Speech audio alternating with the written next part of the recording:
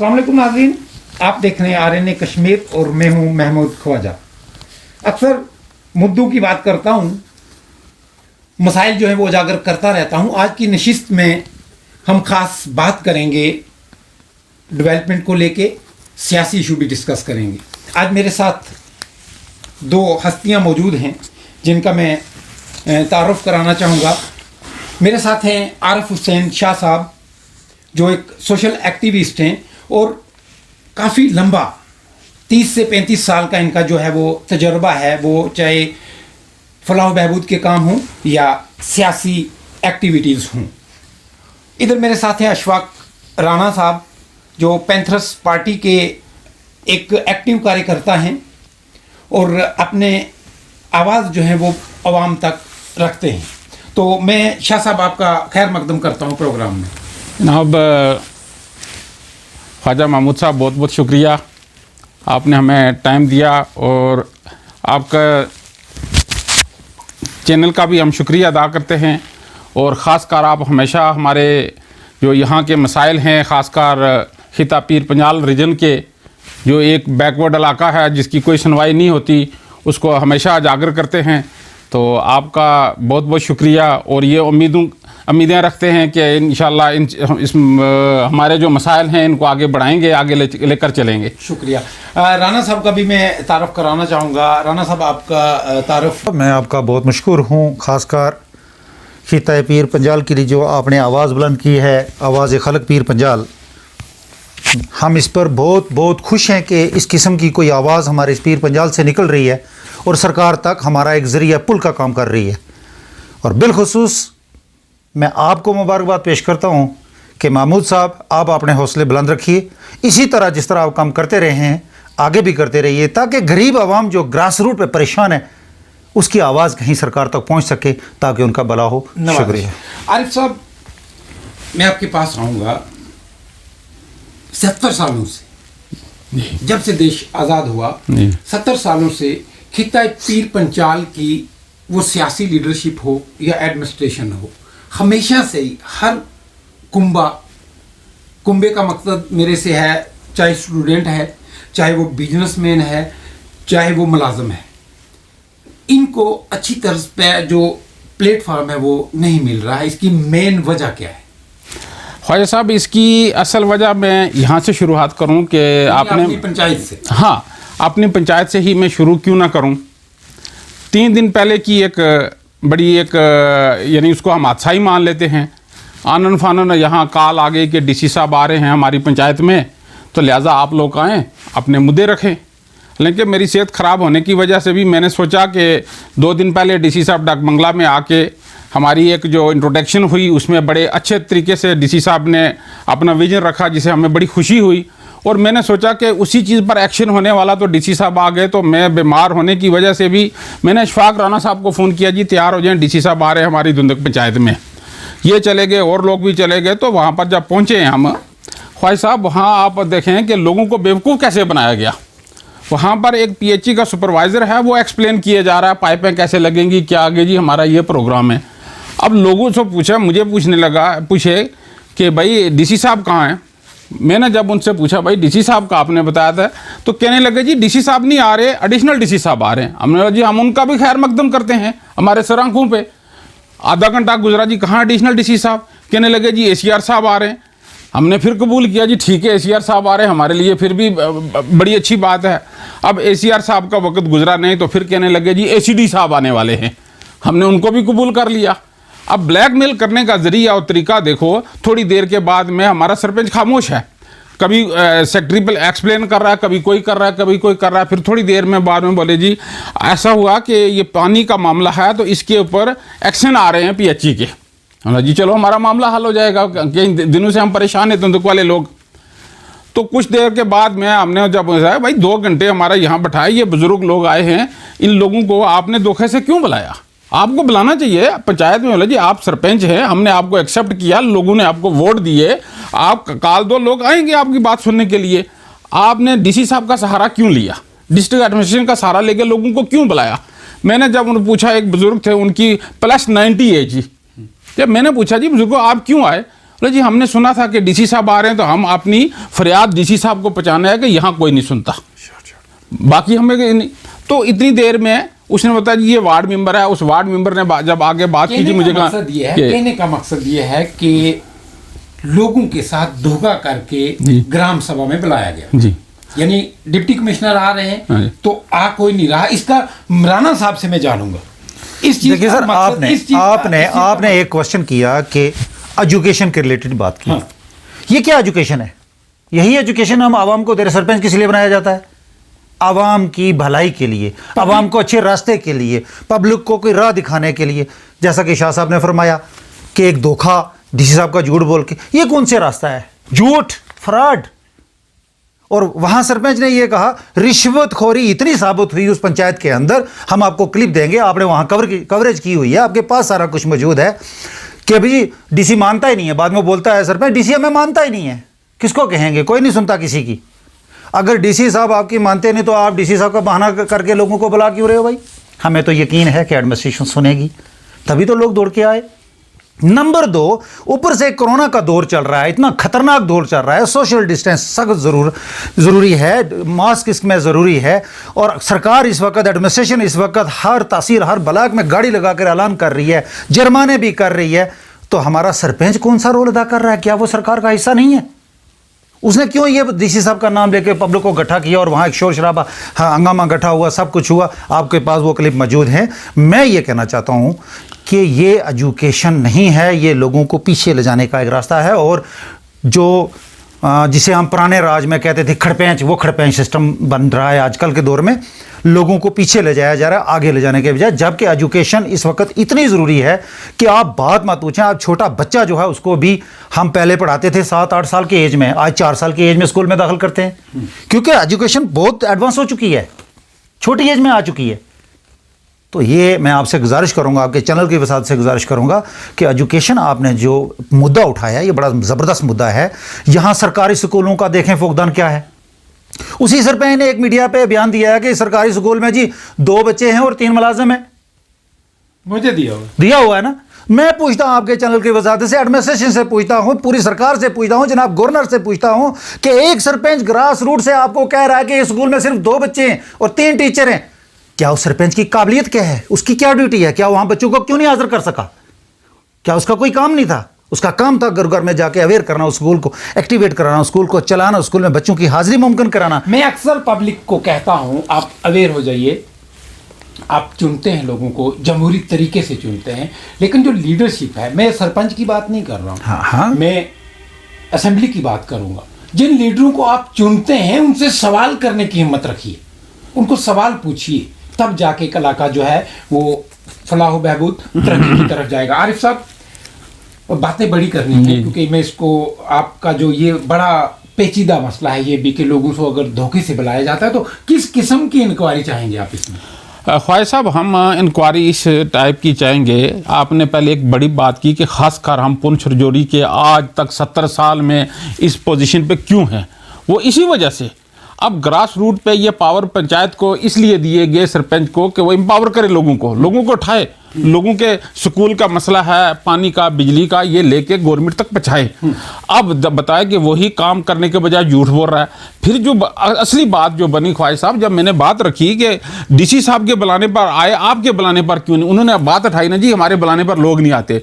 भाई इंक्वायरी चाहेंगे, इंक्वायरी हम चाहेंगे कि इस पर डीसी साहब एक्शन लें, डीसी साहब इसकी इंक्वायरी करवाएं कि मेरे नाम को क्यों यूज किया गया, मेरे नाम से क्यों ऐसी फेक आपने बात की और लोगों को गुमराह किया, और खासकर करप्शन का मसला है। इस किस्म की जाएंगे। शाह साहब की बात को मैं तो आगे बढ़ाते हुए मैं इसमें बात को बढ़ाऊं कि डीसी साहब का काम है एक कमीशन मुकर्रर करना और साथ में विद फोटोग्राफरी जो काम आज तक 3 साल तो हो गए ना पंचायत को बने हुए, इसमें 40 FC है, बैक टू विलेज है और कितनी स्कीमें हैं, CD फंड है, वो पैसा निर्गा का है, वो लगा कहाँ, वो तो ग्रास रूट पे हमें दिखाएं और विद फोटोग्राफी हम देखना चाहते हैं। निर्गा से बात निकली है।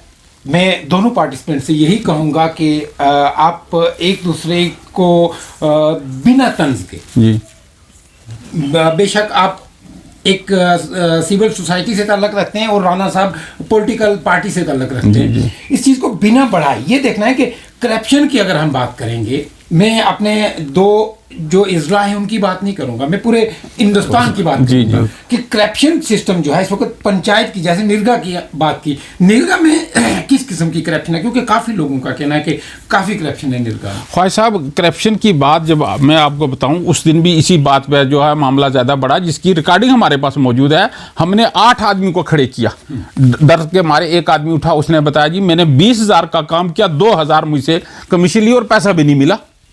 वो आदमी खड़ा हुआ, उसने 2 आदमी किए, 8 आदमी हमने खड़े किए। 8 आदमी ने खड़े के मुझसे इतना लिया, मतलब ये कमीशन कौन लेता है? हाँ जी। अब उन्होंने बताया जी हमारे से जीआरएस लेके गई है, कभी बोलते हैं कोई जेई ले जाता है, कभी बोलते हैं पंचायत वाला कोई वार्ड मेंबर लेता है। असल में वार्ड मेंबर जो हैं वही क्या करते हैं कि ये कलेक्शन का काम करते हैं। राणा साहब, मैं एक आपसे पूछना चाहूंगा, क्योंकि आप साबका सरपंच रहे हैं वहाँ। जी, जी। क्या आपके टाइम में ऐसी जो करप्शन होती थी कि आपने उस पर कभी आवाज उठाई? और करप्शन कौन करता है, कौन देता है, इसकी जड़ तक आज तक मैं आप लोगों को जिम्मेदार समझूंगा। बिल्कुल, जी, देखिए जी, करप्शन के सबसे अगर पहली आप जिम्मेदारी आवाज नहीं उठाएंगे महमूद तो ये साहब, corrupt लोग जो है महमूद साहब, हम आपको एग्जांपल दे देंगे। करप्शन में सबसे पहले कसूर आवाम का है, मेरा है। इंसान खुद अगर गलत ना हो तो कोई ले नहीं सकता। देखिए, हम 1 लाख रुपए का काम हम रखते हैं, प्लान में रख दिया, एस्टीमेट बन गया, एस्टीमेट आ गया, अथराइजेशन होगी, काम स्टार्ट किया। क्या जो एस्टीमेट बना, जो ड्राइंग बना, उसके मुताबिक किसी ने काम स्टार्ट किया, या किसी जेईई ने उस बंदे बेचारे को जो ग्रास रूट पे काम करना उसको कहीं ड्राइंग दिखाई? नहीं दिखाते हैं, जानबूझ के गलतियां करवाते हैं। पता है ड्राइंग दिखा दी, एस्टीमेट दिखा दिया, एज पर एस्टीमेट इन्होंने काम करना है, एज पर ड्राइंग करना है, तो 100% जब काम हो जाएगा तो हमें कमीशन नहीं मिलेगी। जानबूझ के बेचारे उस निहत्ते गरीब से ग्रास रूट पे जो काम कर रहा है उसको उससे गलतियां करवाते हैं। वो जब लाख रुपए का काम है, वो जब 70-80 हज़ार का करता है, खराब करता है, बाद में जेई बोलता है ये खराब हो गया, ये पास नहीं होगा। नहीं पास होगा तो मिन्नतें करनी पड़ती हैं जेई की।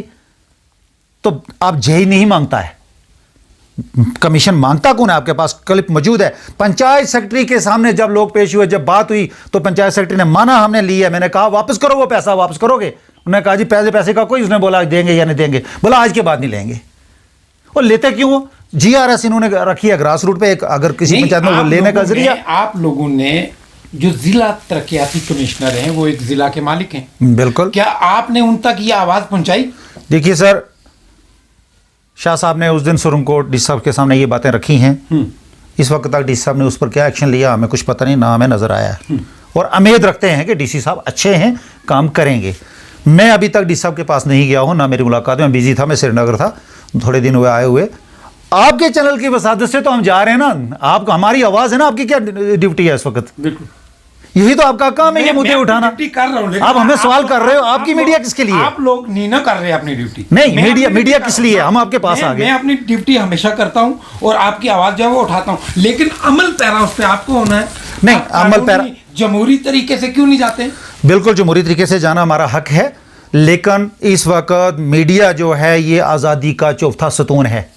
अगर हम एक पिलर को पकड़ के जा रहे हैं तो हमारी क्या गलती है इसमें? आप हमें मना कर रहे हो, हमारे पास मत आइए। नहीं, हम नहीं जाएं तो कहाँ जाएं?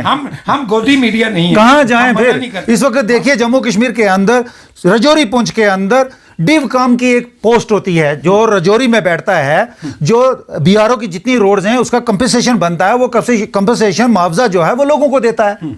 आज कितना अरसा से वो पोस्ट खाली है, कितने लोगों के मुआवजे बने हुए? लोग पुंछ वाले रजौरी जाते हैं, रजौरी जाके साहब है जी चेयर खाली है, बैठेंगे तो देंगे। सरकार की गलती है? किसकी गलती है? आवाम की गलती है। जी जी डिव काम की गैर मौजूदगी, जी, इसकी इस गैर मौजूदगी किस पे सवाल उठाती है? हमारे सियासी रहनुमाओं पे, सिविल सोसाइटी पे, पब्लिक के ठेकेदारों पे, किस पे आवाज? ये कसूर किसका है? देखिए जी, नंबर 1 कसूर तो पब्लिक का है, जिनको हम वोट देके चुनते हैं उनके कान खींचते नहीं, उनसे हम क्वेश्चन करते नहीं, उनसे मैं इस बात पे सहमत नहीं हूं, सॉरी, मैं माफी चाहता हूं। जी जी। आज किसी ने कोई इलेक्ट किए हुए लोग नहीं है, कोई एमएलए नहीं है, कोई एमएलसी नहीं है, कोई आज सरकार है, बीजेपी की सरकार है। जम्मू कश्मीर के गवर्नर बैठे हुए हैं, लेफ्टिनेंट गवर्नर बैठे हुए हैं, डीडीसी मेंबर बने हैं, डीडीसी चेयरमैन बने हुए हैं। इनका काम था, या सरकार का काम है, अपनी पोस्टें चेयरें फुल करनी। इन्होंने डीडीसी वाले रो रहे हैं, हाय हाय हमें ये दे दो, हमें ये दे दो। तो क्या मिला सरकार से हमें? इशफाक साहब, ये यूरोप की गवर्नमेंटें नहीं, ये मिडिल ईस्ट वाले नहीं हैं, ये अमेरिका वाले लोग नहीं हैं। मैं ये बात क्यों कर रहा हूं? हाँ, उनके जो हकूक थे यूरोप वालों की मैं बात कर रहा था, वो उनके घर इसलिए मिलते हैं कि वो एक बार टैक्स दे देते हैं, उसके बाद गवर्नमेंट की जिम्मेदारी हो जाती है। एम्बुलेंस की फैसिलिटी उनको वहाँ मिलती है, एजुकेशन उनका घर मिलता है, उनका जॉब अपने घर से ऑनलाइन वो करते हैं, कहीं लाइन या फॉर्म फिलअप करना ये कुछ नहीं पड़ता। तो वो चाहते हैं, वो क्या करते हैं कि लोगों के हकूक लोगों को घर पहुँचाते हैं। यहाँ हमारी बदबख्ती ये है कि जिनको हम इलेक्ट करके भेजते हैं वो हमारे बादशाह बन जाते हैं, और फिर जब तक प्रोटेस्ट ना करें, 10 पुलिस वाले जख्मी ना हो, 10-20 की हमारे की टांगें ना टूटे, टीयर गैस ना चलें, तब तक कोई सुनने के लिए तैयार नहीं है। यही सबसे बड़ी वजह है जो आप क्वेश्चन कर रहे थे ख्वाजा साहब कि हमारी डेवलपमेंट क्यों रुकती है। इसलिए रुक जाती है कि वहां पर भी जाके जो मैंने यहाँ वाज किया कि यहाँ 2 काम से डेवलपमेंट होती है, या तो आपकी सिफारिश होनी चाहिए या आपके पास बहुत पैसा होना चाहिए। गरीब और आम आदमी, जो आम आदमी एक छोटे से लेकर बड़े तक हर आदमी की रिस्पेक्ट करता है, इज्जत करता है, कानून को फॉलो करता है, कानून का एहतराम करता है, अफसर का एहतराम करता है। बदबख्ती ये है कि सब कुछ उसी पे लागू कर देते हैं, उसको अंदर आने की इजाज़त नहीं होती, उसकी बात कोई सुनने के लिए तैयार नहीं होता। तो बात यह है कि जब ये खुले दरबार लगना शुरू कर दें, जैसे आज से पहले, अभी तो ये नए डीसी साहब आए हैं, पहले जितने बार भी डीसी साहब आए हमारा झगड़ा हो जाता रहा डाक बंगला में जाके, पब्लिक बाद में इंटरव्यू देते डीसी साहब के, पब्लिक दरबार था और पब्लिक का किसी आदमी को आने नहीं देते और टैग लगा देते हैं कुर्सी पर, उस दिन भी चेहरे खाली रहते हैं। इसमें एक चीज की मैं थोड़ी सी पेशरफ्त करूंगा जी। शाह साहब ने बहुत अच्छी बात सामने लाई। जब भी यहाँ दरबार होता है या ब्लॉक दिवस मनाया जाता है, जो लोग पब्लिक की आवाज बन के आगे निकलते हैं उनको नहीं बुलाया जाता, सिर्फ गिने चुने लोगों को बुलाया जाता है, एक फॉर्मेलिटी की जाती है। मैं आपके चैनल की वसादत से, मैं आपके चैनल का बहुत मशकूर हूं कि आप आवाम की आवाज़ लेके उठ रहे हो। आपके चैनल की वसादत से मैं जम्मू कश्मीर सरकार के सामने ये बात रखना चाहता हूं, एडमिनिस्ट्रेशन के सामने बात रखना चाहता हूं कि अगर कोई ग्राम सभा होती है उसमें भी कितनी तादाद होनी चाहिए वो ज़रा इंश्योर करें। अगर ब्लॉक दिवस है तो उसमें कौन लोग होने चाहिए वो भी तो इंश्योर करें।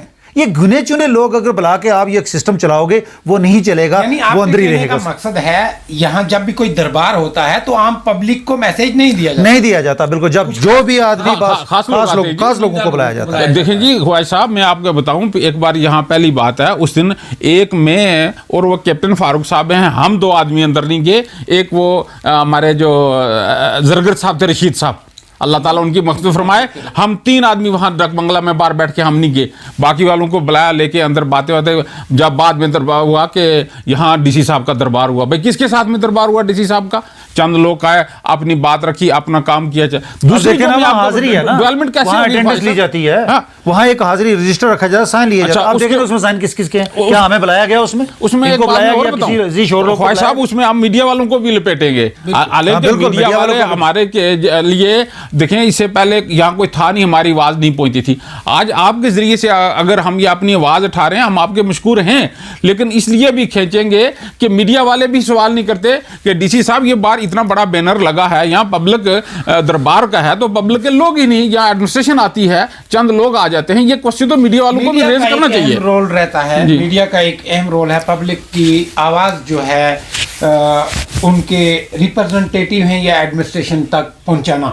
मेरा ये रोल रहता है कि मैं किसी भी दरबार में या किसी भी प्रेस कॉन्फ्रेंस में नहीं जाता हूं, क्योंकि मेरा एक अलग तरीका है काम करने का, और मेरी कोशिश रहती है कि पब्लिक की आवाज़ जो है वो आगे जाए। और मैं तमाम महमूद साहब, अगर आप कोई आवाज़ उठा, आप अगर मैं को ये चीज़ कहूँगा कि वो सवाल पूछने, लोगों की बात रखें, लोगों की बात रखें। मैं आपसे, आपके चैनल से भी आपसे भी गुजारिश करूंगा, अगर आप आवाम की आवाज़ बन के सामने आए हैं, आपसे गुजारिश है कि सुरंगकोट से पुंछ और पुंछ से सुरंगकोट, या सुरंगकोट से बीजी और बीजी से सुरंगकोट, ये हमारा बॉर्डर है ना, इसमें रोडों की हालत, बीजी से इधर रोड की हालत देखें, सुरंगकोट से पहुंच जाएं, खनेतर से इधर देखें, एक जगह इतनी सी टाइट है, 3 एक्सीडेंट हो चुके हैं वहां, इतने बड़े बड़े पत्थर पड़े हुए हैं। और मैंने पहले डीसी साहब को कई बार कहा ये पत्थर हटवा दें प्लीज, डीसी साहब ने वो पत्थर नहीं हटवाए। ब्लॉक दिवस आया, जब मैंने वहां सवाल उठाया, कहते हैं जी पंचायत की बात करें। मैं कहा डीसी साहब तो डिस्ट्रिक्ट के मालिक हैं, आपसे तो डिस्ट्रिक्ट की बात की जाएगी।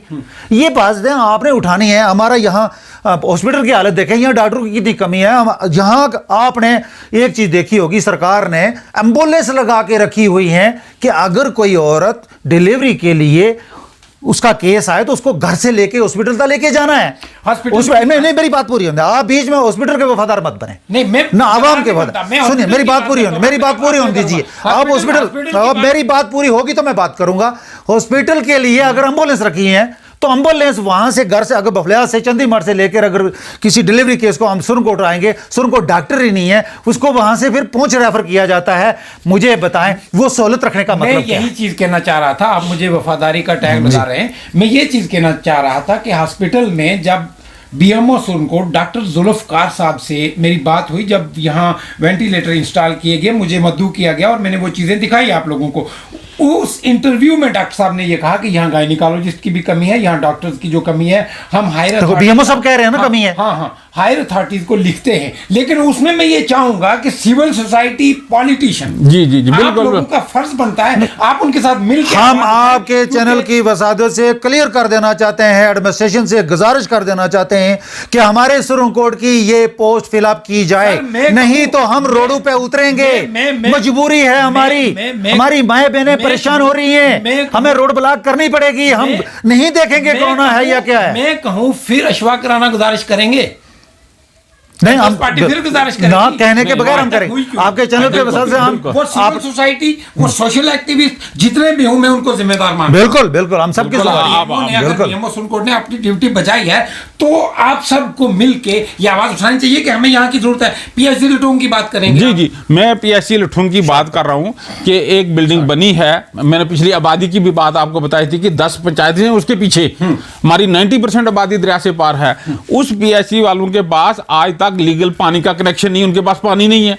आज तक बिजली वालों ने, पीडीडी वालों ने उनको कनेक्शन नहीं दे रखा, उनके पास लाइट की फैसिलिटी नहीं है, उनके पास पानी की फैसिलिटी नहीं है। अब मान लो वहां पर जो स्टाफ के 2-4 आदमी ईमानदारी से वफादारी से ड्यूटी कर रहे हैं, अब बताएं कि वो क्या करें, उनके पास पानी नहीं है।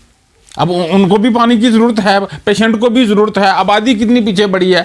अब मसला ये है कि पेपर वर्क हमारे कंप्लीट हो जाते हैं, ग्राउंड रियलिटी क्या है उसका चेक एंड बैलेंस नहीं है। मैं आपको एक बात बताऊं, जैसे बीएमओ साहब ने अपनी ड्यूटी पूरी की, उन्होंने रिटर्न दे दिया कि यहाँ एक पोस्ट खाली है, हमारी जिम्मेदारी है कि हम वो तो कल चले जाएंगे, जरूरत हमारी है हम लोग सब आए, आप पीसफुली ये अपनी जो है डिमांड हम रखें। अभी डीसी साहब आएंगे उन तक बचाएंगे। मैं आपको दूसरी बात भी बताऊं, अब यहाँ की आप हमारा क्या नाम है एचडीएस है, वहाँ पर डिस्ट्रिक्ट हॉस्पिटल में एक सिटी स्कैन की पिछले 5 साल से तोशिबा की 1 करोड़ की मशीन लगी है। पिछले साल वहाँ हुआ था, पिछले साल के कोई कुछ नहीं है। तो आपके डॉक्टर्स बाहर क्यों जाते हैं, है ना? कौन सा डॉक्टर आपके देखिए जिला पुंछ के कितने डॉक्टर्स हैं, क्या उन डॉक्टर्स का देखिए बिल्कुल आपने बहुत अच्छी बात आप ये गवर्नमेंट की जिम्मेदारी है। यहाँ पर आप अच्छी बात लेके आगे आपके चैनल की वसादत से मैं एक गुजारिश कर देना चाहता हूँ। मेरी बात सुनिए राणा साहब, एक डॉक्टर इमरान डार हैं यहाँ पर जो अपने फर्ज इंजाम दे रहे हैं, और पुंछ के कितने डॉक्टर हैं यहाँ, हमारे ही लोग क्यों नहीं आते हैं? क्या वो पैसा कमाने के लिए बाहर जाते हैं? कोई पैसा कमाने के हमारे अपने बच्चों को वापस क्यों नहीं लाते? देखिए आपके चैनल के जरिए सबसे पहले मैं पंचायत निजाम को ठीक करने के लिए जो ग्रास रूट पे काम करती है, सबसे पहली डिमांड जम्मू कश्मीर सरकार से करता हूं कि जो इस वक्त एसीडी बारामूला है, यार अली खान साहब, वो हमारे पुंछ के हैं, जिला मंडी तहसील मंडी के हैं, वो अगर हमें पुंछ दे दें, हम पुंछ में उनकी अगर ट्रांसफर कर दें तो हमारे पर एक आसान होगा, पुंछ की आवाम के ऊपर एक आसान होगा, क्योंकि एक सबसे अच्छे और ऑनेस्ट अफसर हैं, वो काम करने वाले हैं। इसी तरह डॉक्टर हैं हमारे अच्छे यहां से क्या नहीं तैयार हुआ पुंछ से, लेकिन लेके पूरी रियासत की इस वक्त वो खिदमात ले रहे हैं, पूरे मुल्क की खिदमात ले रहे हैं। यूटी बनाया, यूटी से हमें मिला क्या? कोरोना ही मिला ना, और तो कुछ नहीं मिला इस वक्त तक। हमें दे दो ना कुछ। हमारा एसटी का जो दर्जा मिला हुआ है उसमें 4% है, बाहर हमारा वो 8% हमें मिलना चाहिए, और यूटी में लागू किया है, यूटी से बाहर क्यों नहीं है? अगर पोस्टें आती है पूरा हिंदुस्तान भर सकता है फार्म, तो हमारा एसटी का जो कैटेगरी है वो पूरे हिंदुस्तान में लागू क्यों नहीं है? ये कौन सी बेइंसाफी है? मैं आपके चैनल के जरिए जम्मू कश्मीर के लेफ्टिनेंट गवर्नर साहब से गुजारिश करता हूं, इंसाफ कीजिए, जम्मू कश्मीर की आवाम का दिल जीतिए, इसको कुछ दीजिए, बराबर हक दीजिए। पुंछ में सिटी स्कीम का डॉक्टर दीजिए, सुरनकोट में अपनी लेडीज जो उसका डिलीवरी के जितने केस आते हैं वो यहां से रेफर पुंछ होते हैं, क्योंकि डॉक्टर न होने की वजह से हमें सुरनकोट डॉक्टर दीजिए, हमारी रोडों की हालत ठीक कर दीजिए। आपको छोटी सी बात और बता दो, पुंछ हॉस्पिटल की आपने लठोंग की बात की ना, शाह साहब ने बड़ी अच्छी बात की। लठोंग तो दूर दराज गांव है, एक छोटा सा गांव है, बैकवर्ड लोग हैं वहां, इस वक्त सहूलत पानी पीने के लिए नहीं है, दवाई तो दूर की बात, यही बात की ना। मैं पुंछ हॉस्पिटल की बात करूं, नाइट ड्यूटी में बाकी वालों मुलाजमों को छोड़ो, एक एनओ है जो 3-4 साल से लगातार नाइट ड्यूटी कर रहा है। क्यों? रात को उनकी पार्टियां चलती हैं, उसका मिलीभगत है, और इतना बदतमीज आदमी है वो कि जो कोई पेशेंट जब जाता है उसके साथ वो जबरदस्त बदतमीजी करता है, और पेशेंट वापस आते हैं। 4 बार मुझसे पेशेंट ने कहा जी इससे हमारी जान आजाद कराएं। यहां तक नहीं, बड़े बड़े लीडरों के साथ उसने ऐसी बदतमीजी की है, तो उसको आज तक कोई ट्रांसफर नहीं कर पाया।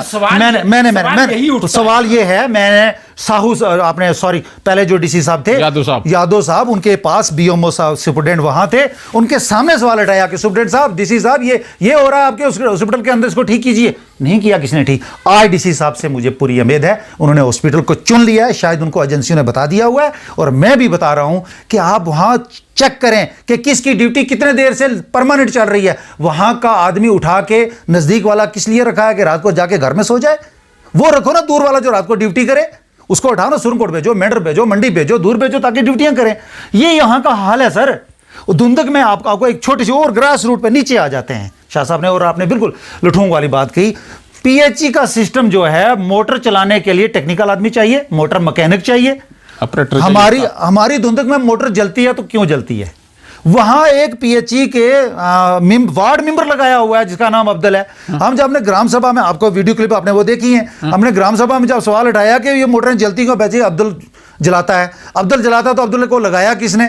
कहते हैं जी एडब्ल्यू साहब ने लगाया, उसको सर्टिफिकेट दिया। हमने कौन सा ये टेक्निकल है भाई, कुछ सीखा है, कुछ सर्टिफिकेट आया जी, एडब्ल्यू साहब ने इसको लिख के दिया। हम ये चाहते हैं, डीसी साहब से गुजारिश करते हैं कि इस चीज की इंक्वायरी की जाए, इस चीज की इंक्वायरी की जाए कि धुंध के अंदर जो वार्ड मेंबर मोटर चला रहा है, वो मोटरें जल रही हैं, उस बेचारे को पता ही कुछ नहीं है। वो चलाएगा, एक दिन चलाएगा, दूसरे तीसरे दिन उल्टी पुल्टी, उसने जलना ही जलना है। नुकसान किसका हो रहा है? अवाम का। सरकार परेशान हो रही है, हम शोर करेंगे। क्यों ना उस बीमारी को ठीक किया जाए जिसकी वजह से ये मोटरें जल रही हैं। नुकसान तो हमारा है ना। उस चीज की इंक्वायरी की जाए कि उस आदमी को ड्यूटी पे किसने लगाया, और वहां मुलाजिम कौन है जिनकी ड्यूटी है, जिन्होंने ये काम करना है। वहां ही कोई नहीं है। महमूद साहब, मैं आपसे गुजारिश करूंगा, आपके चैनल के जरिए एडमिनिस्ट्रेशन से गुजारिश करूंगा कि इस चीज को ग्रास रूट पर चेक करें। सरपंच इस चीज को चेक करें। पूछता नहीं है। हमारा सरपंच कह रहा है, मैं आपको वीडियो क्लिप दूंगा, हमारा सरपंच कह रहा है कोई नहीं सुनता, ना डीसी सुने, ना दूसरा सुने, ना तीसरा सुने, क्या करना। फिर हमने पूछा यार आप सरपंच किस चीज के, अगर आपको लोगों ने इलेक्ट किया हुआ है, आपको लोगों ने अपना हक दे दिया हुआ, आपको पावर दे दिए हुए, बीडी साहब के पास जाओ, फलाना काम खराब हो गया, ये ठीक करना है, कहते हैं हमारे पास पावर ही नहीं है। किसके पास पावर है जी? सरपंच के पास पावर है। सरपंच कहता है हमारी को सुनता ही नहीं है। ये यहाँ का हाल है, कौन ठीक करेगा? इस माहौल को ठीक करने के लिए अगर अभी जो डिप्टी कमिश्नर पुंछ आए हैं, उनसे आपकी क्या तवक्कात हैं, वो किस तरह से इन कामों को पूरा किया जाए? देखें जी, आपके भाई साहब, आपने डीसी साहब की बात की। अभी एक ही हफ्ता हुआ आए हैं, जब यहाँ सुरनकोट आए, एक उन्होंने डाक बंगला में बड़ी खूबसूरत बात बोल दी कि लोगों की शिकायतें हैं, आप लोग काम करो, अगर नहीं काम करना चाहते डिस्ट्रिक्ट छोड़ के चले जाओ दूसरी जगह में। ये एक वार्निंग दी जिसे हमें बड़ी उम्मीदें जाग गई कि डीसी साहब ने एक अच्छी बात ये लोगों को, यहाँ डाक बंगला में लोगों को, क्या नाम है, डिस्ट्रिक्ट एडमिनिस्ट्रेशन या तहसील वालों को बता दिया, और साथ में ये बोल दिया है कि कोई छोटा आदमी है मैं उसको नहीं सस्पेंड करूंगा, मैं ऊपर वालों को नहीं छोड़ूंगा। उम्मीद है डिप्टी कमिश्नर पुंछ ये अच्छा किया उन्होंने। जो ये बात है कि ऐसा स्टेप उन्होंने लिया है, तो वो जमीनी सतह पर देखने को मिलेगा। तो नाज़रीन, इसी तरह की गर्मजोश बहसें, लोगों की आवाजें आप जरूर। डिस साहब ने काम किया है। महमूद साहब, मैं लास्ट में एक बात कहना चाहूंगा, डिस साहब ने अच्छा काम किया है, जिसकी मिसाल हमारे पास में ZDPU का जो एक्शन लिया है, बहुत अच्छा एक्शन लिया है। वो अगर एक्शन ना लेते तो इस तरह निजाम ठीक हो जाएगा। इसी तरह हम डिस साहब से गुजारिश करते हैं कि हर डिपार्टमेंट के अंदर इसी तरह थोड़ी सी नजर रखें। हम आपके साथ हैं।